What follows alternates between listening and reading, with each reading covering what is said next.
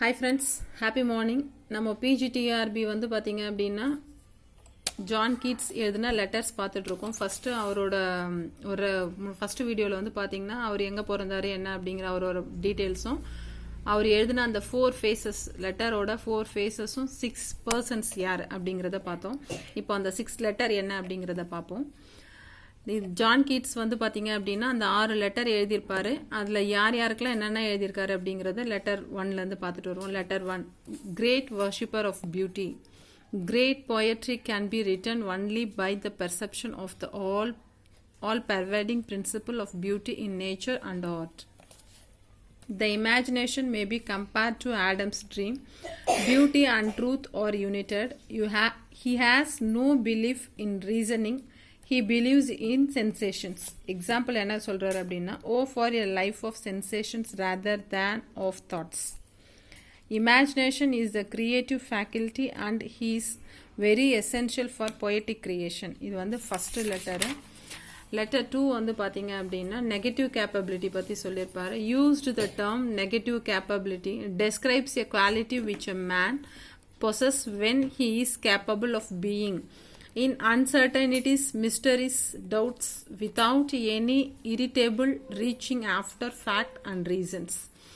Says Coleridge சொல்றாரு. Says Coleridge lacks negative capability. Shakespeare is the only English poet who exemplified negative capability to a remarkable degree. He says, அவர் என்ன சொல்றாருன்னா அவருக்கு ஷேக்ஸ்பியர்னா ரொம்ப பிடிக்கும். இப்போ இங்கேயும் அதான் சொல்றாரு. Shakespeare's life was an allegory and his works are the comments to it. அவர் ஷேக்ஸ்பியரோட லைஃப்பை பற்றி அவருக்கு வந்து ஜான் கீட்ஸ்க்கு வந்து இந்த ஷேக்ஸ்பியரை வந்து ரொம்ப பிடிக்கும். Letter 3 to John Hamilton Reynolds. இவருக்கு தேர்ட் ஒன் வந்து அவருக்கு தான் எழுதியிருப்பாரு. poetry should be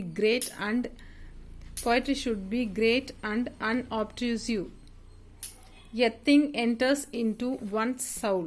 It doesn't startle it or amaze it with itself but with its subject. praises beauty. அவர் என்ன சொல்லியிருப்பாரு அப்படின்னா praises beauty பற்றி சொல்லியிருப்பாரு. எக்ஸாம்பிள் வந்து பார்த்தீங்க அப்படின்னா admire me, I am a violet. dote upon me, I am a primrose அப்படின்னு சொல்லியிருப்பாரு. சரிங்களா. லெட்டர் 3ல வந்து லெட்டர் 4 வந்து பார்த்தீங்க அப்படின்னா ஜான் டெய்லருக்கு எழுதின letter 4. In a letter to John Taylor 27 Feb 1818, in poetry he has a few axioms. அதில் வந்து few axioms சொல்லியிருப்பாங்க. பட் ஆனால் அதில் 3 axioms இருக்கும். சரிங்களா. Poetry should surprise by a fine excess and not by singularity. I should strike the reader as a wording of his own highest thoughts and appear almost a remembrance. Its touches of beauty should never be off way, thereby making the reader breathless instead of content. The rise, the progress, the settings of imagery should, like the sun, come natural to him, shine over him, and leaving him luxury of twilight. If poetry comes not as naturally as the leaves to a tree, it had better not come at all. இதில் வந்து பார்த்தீங்க அப்படின்னா எந்த லெட்டரில் யாருக்கு அவர் என்ன சொல்லியிருக்காரு அப்படிங்கிறத பற்றின டீட்டெயில்ஸ் தான் நமக்கு வரும்.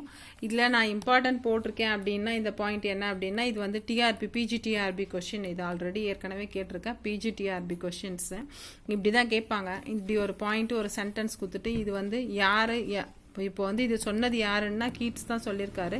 இந்த லெட்டர் யாருக்கு எழுதியிருக்காரு அப்படின்னு பார்த்தீங்கன்னா ஜான் டெய்லருக்கு எழுதியிருக்காரு. அந்த மாதிரி தான் கொஷின்ஸ் கேட்பாங்க. According to him, poetry has no aim beyond itself. It is its own justification. He was not in favor at dietic. அவர் என்ன பண்ணியிருப்பாரு அப்படின்னா he was not in favor at dietic poetry. Letter 5 speaks of the poetical character, speaks of Wordsworth in contrast with Shakespeare. அவர் வந்து என்ன சொல்றாரு, Wordsworth வந்து Shakespeare, அதாவது speaks of Wordsworth in contrast with Shakespeare. Wordsworth's personality was marked by egotistical sublime. He cannot imagine people other than himself.